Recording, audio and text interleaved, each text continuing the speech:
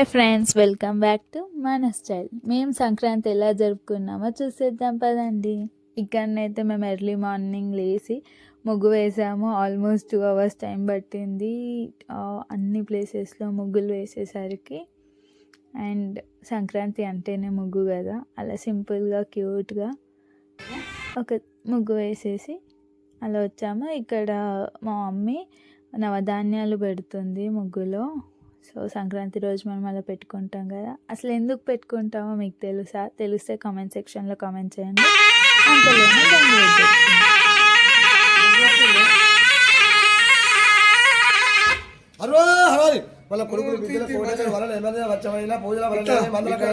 గంగ పార్వతి రాజా ఎల్లేదంతా ఏడుగల కనుక పోలేదంతా భోగం కనుక పయ్యేదంతా పరమడ కనుక 10 కొండల కనుక పర్వతం అనే వీటిల కనుకనే. సో మాకు సంక్రాంతికి నోములు ఉంటాయి. నోముకునే ముందు కాళ్ళకి పసుపు కంపల్సరీ పెట్టుకుంటాము. అండ్ హ్యాండ్కి కూడా కంపల్సరీ మెహందీ పెట్టుకొని నోముకుంటాము. అచ్చమైన తెలుగింటి ఆడపిల్లల రెడీ అయ్యి నోముకుంటాం అన్నట్టు.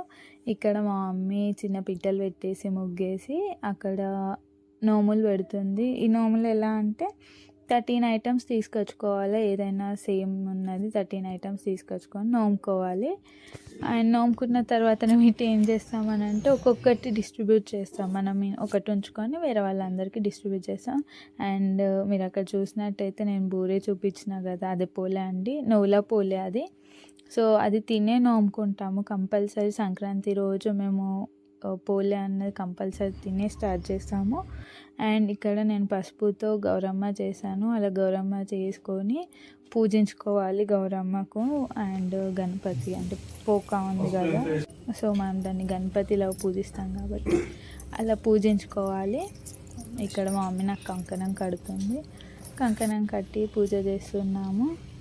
అండ్ ఫస్ట్ మనము గౌరమ్మ పూజ చేసే ముందు కలశం పూజ చేయాలి. మనం ఎప్పుడైనా ఏ పూజ చేసినా కలశం పూజ మ్యాండేటరీ కదా, అలా ఇక్కడ మేము కలశం పూజ చేస్తున్నాము.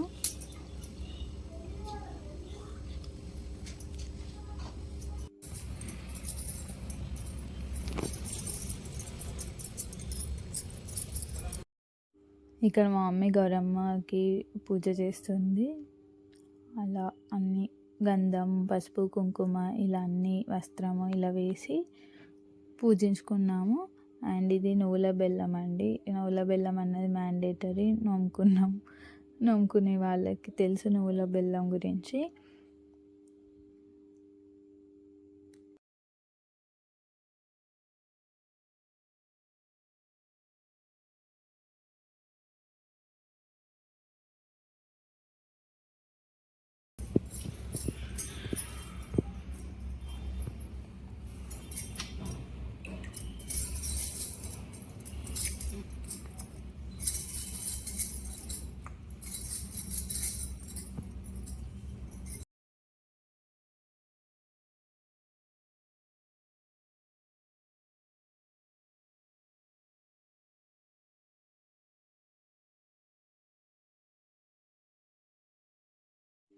ఇక్కడ నేను మా మమ్మీ ఇద్దరం కలిసి హారతి ఇస్తున్నాము.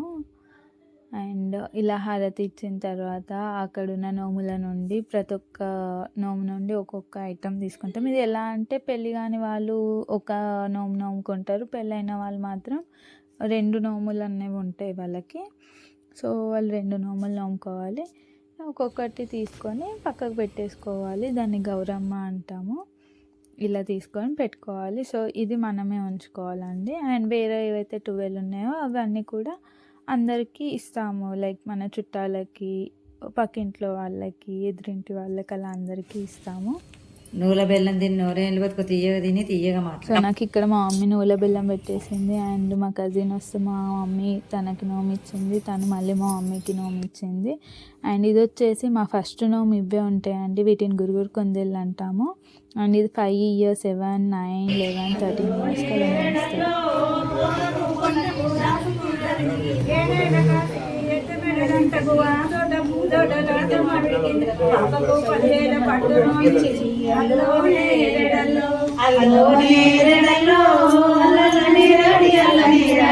అల్లో నేరడల్లో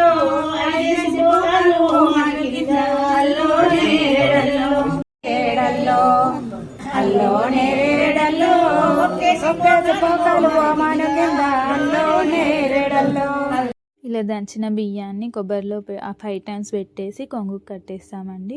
సో ఇది ఎలా అంటే పెళ్ళి కాకన్నా ముందు అయితే ఓకే, పెళ్ళి కాకన్నా ముందు అవ్వకపోతే మళ్ళీ పెళ్ళైన తర్వాత ఫస్ట్ ఈ నోమిచ్చి తర్వాత పెళ్ళి నోమిస్తాము. మాకు పెళ్ళి నోము ఉంటుంది. సో దానికి 13 పసుపు కొమ్ములు తెచ్చేసి ఇలా ఇక్కడ చూపించినట్టు అలా పెట్టేస్తాము. అలా పెట్టి నోమిస్తాము. ఫైనల్లీ మా సంక్రాంతి ఇలా జరిగింది. మీకు నచ్చింది అనుకుంటున్నా. Thanks for watching.